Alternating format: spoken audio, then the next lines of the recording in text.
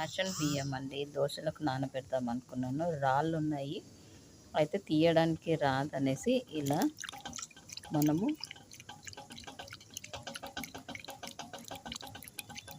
రాళ్ళన్నీ కిందకు వచ్చేస్తాయండి. ఇలా మనం ఇలా గాలించుకోవడం వల్ల రాళ్ళు మొత్తం కింద ఉంటుంది, బియ్యం మొత్తం వచ్చేస్తాయండి.